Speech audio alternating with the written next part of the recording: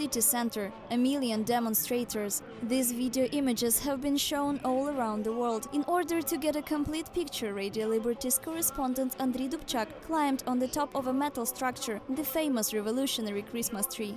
To be honest, I am a bit afraid of heights, but at that moment I quickly overcame this fear. There was an impressively large amount of people at Maidan. I really wanted to show how big the scale was. To my surprise, the shots taken from the top of the Christmas tree were quite successful. At the time, the TV stations under government control as Russian media significantly understated the scale of the anti-government uprising. They reported on hundreds of people present, not hundreds of thousands. This was the beginning of the revolution. Andriy says that he couldn't have imagined that they, as journalists, would have to take far greater risks than this one to show the truth. I was shooting a video when riot police started running for us. They told us to get on the ground, which I did. Then they started beating me. This is Igor Ishakov and Dmitro Barkar, journalists for Radio Liberty. While reporting on the protests, they were brutally beaten by law enforcement officers and taken into custody. Radio Liberty journalists were the first to provide a live 24-hour broadcast of the events on the streets of Ukraine. They covered the very first Maidan night until dawn and did not stop even when petrol bombs and sniper bullets started flying above their heads.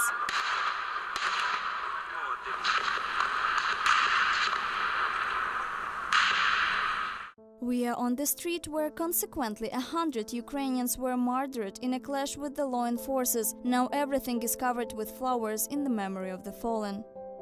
On that day, I provided a live stream demonstrating that protesters, as well as Berkut, were killed. Let's say that Russian programs lied even in harsh times like these. If you could only imagine, we were at the Hotel Ukraine, where 12 bodies were lying in the main lobby. Meanwhile, a Russian journalist comes on air and claims that only one person has been shot.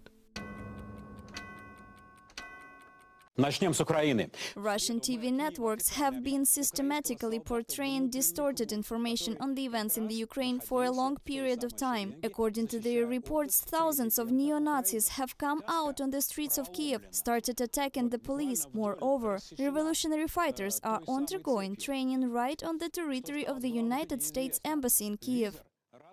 During the protests, it was difficult for Ukrainians to analyze the events in the rapid information flow. People started making lists of the few media that can be trusted. Radio Liberty was among them. The demand for truth grew at geometric progression. So did the audience of Radio Liberty. 1.5 million visitors in one day. I think it is an achievement. It is significant. A year ago, that was the amount per month. Inna Kuznetsova is the head of the Ukrainian Bureau of Radio Liberty. This is the year that the Ukrainian Bureau marks its 60-year anniversary. She says that Radio Liberty has long ago become more than a radio.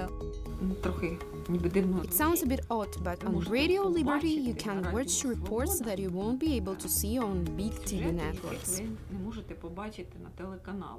The information war is continuing, and some of the important battles have already been lost.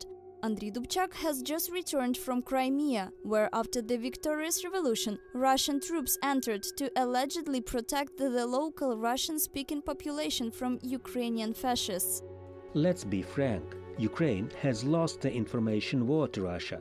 I have just returned from Crimea. For many years, people have been watching Russian channels that were showing false and distorted information on Ukraine. In addition, the residents of Crimea really do believe that Putin brought in tanks to rescue them from Ukrainian fascists, and they are very grateful for it.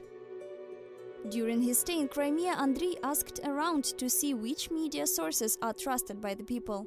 Russian TV stations, solely Russian. ORT, NTV, the Ukrainian ones lie. Recent information from Russian channels is such: Ukrainians in the Crimea are massively fleeing to Russia. Already 140,000 refugees from the fascist invasion. To support their claims, they show archive footage of heavy traffic jams from the Ukraine-Poland border.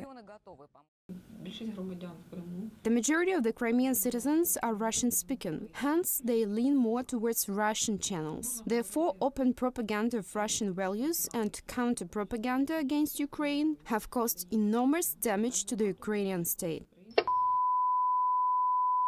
Currently in Crimea, all Ukrainian channels have gone off air. As far as Radio Liberty goes, it can still be heard on FM radio in Crimea and in the eastern part of Ukraine bordering Russia. The youth of these regions is actively following Radio Liberty's website. Russian propaganda has caused a big blow to the consciousness of Ukrainians, thus fostering the spirit of separatism. The truth is needed there more than ever before.